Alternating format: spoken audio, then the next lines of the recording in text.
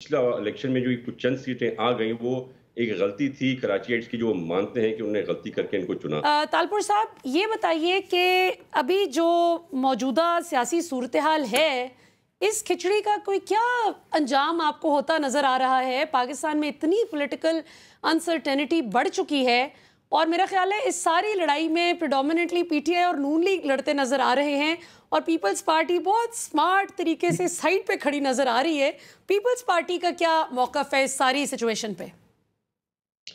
बिस्मिल्लाह, बहुत बहुत शुक्रिया। पीपल्स पार्टी ने हमेशा साफ सुथरी और सिंपल सियासत की है, प्रिंसिपल्स की सियासत की है और हम आज भी उसी पे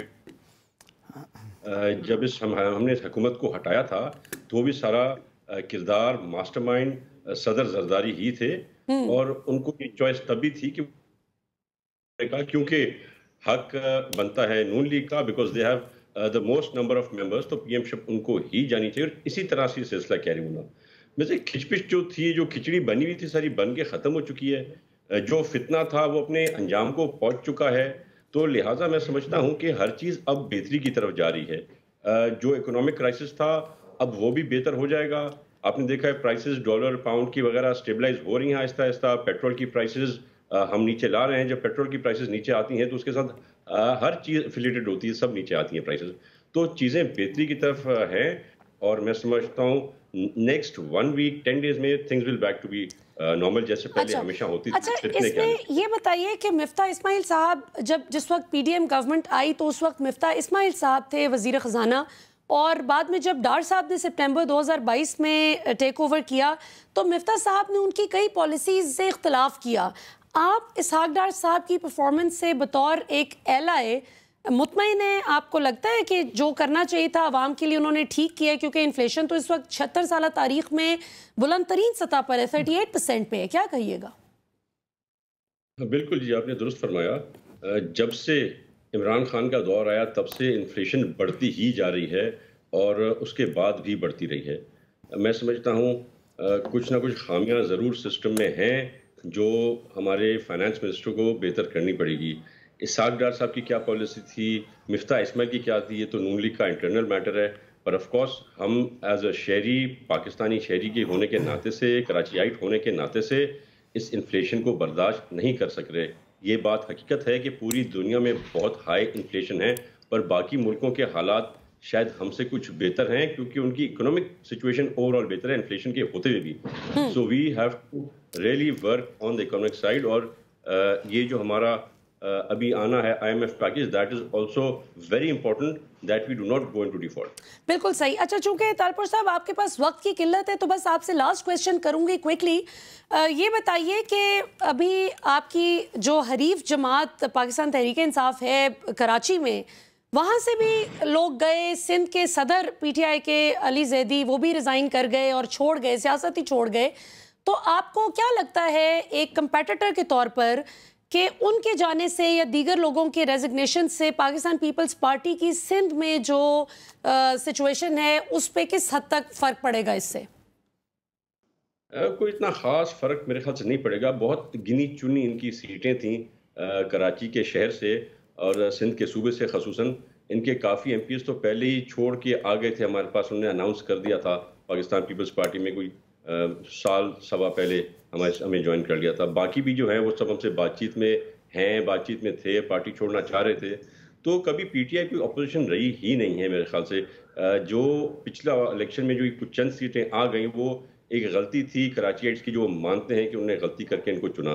और इन एमपीज एमएनएस के साथ साथ मैं ये भी खुशखबरी बता दूं कि इनके बहुत से जो मेंबर्स अभी जीत के आए थे लोकल गवर्नमेंट इलेक्शंस में कराची से, वो भी मेजॉरिटी हमसे राब्ते में है, हमारे कहने में है और हमें कहते हैं कि जहां हम उनको कहेंगे वहां खड़े होने को तैयार है। तो पीटीआई की वैसे भी असेंबली से भी बात खत्म हो गई और जो उनका ख्वाब था कि वो मिलकर जमात इस्लामी के साथ मेयर बनेंगे कराची का, वो भी ख्वाब इनका चूर हो गया।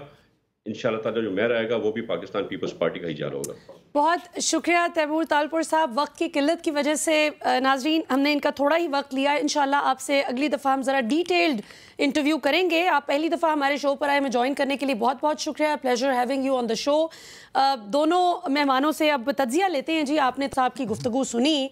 डॉक्टर इकरामुल हक साहब, आप बड़ी देर से खामोश बैठे हैं, आपकी तरफ आते हैं। क्या कहेंगे इस वक्त जो 48% तक अशियाए खुर्दोनोश महंगी हो गई हैं, और अभी जिस तरह पीपल्स पार्टी के रिप्रेजेंटेटिव थे, उनके जो सूबाई वजीर हैं वो बहुत कॉन्फिडेंट दिखाई दिए कि हम अगले इलेक्शन में ऐसे जीत जाएंगे और दूसरे हार जाएंगे। कोई है पॉलिटिकल पार्टी जिसके पास इस चीज़ का सोल्यूशन हो कि 48% जो खाना पीना महंगा हो गया है, इसको कैसे नीचे लाना है?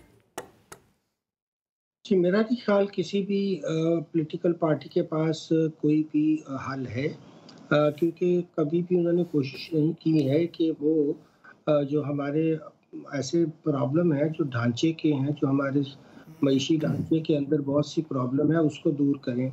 रिफॉर्म जो चाहिए करने को फंडामेंटल, वो तो कभी उन्होंने की नहीं है, और उसके किए बगैर अगर हम ये समझते हैं कि जैसे आपके यहाँ और हमारे यहाँ तवानाई का बहुत बड़ा मसला जो है वो है, और ये उस वक़्त तक तो हल नहीं हो सकता जब तक हम अपना जो सर्कुलर डेट उसको काबू करते, और वो हो इसलिए नहीं होता कि उसके अंदर बदनज़मी भी है, करप्शन भी है और चोरी भी है।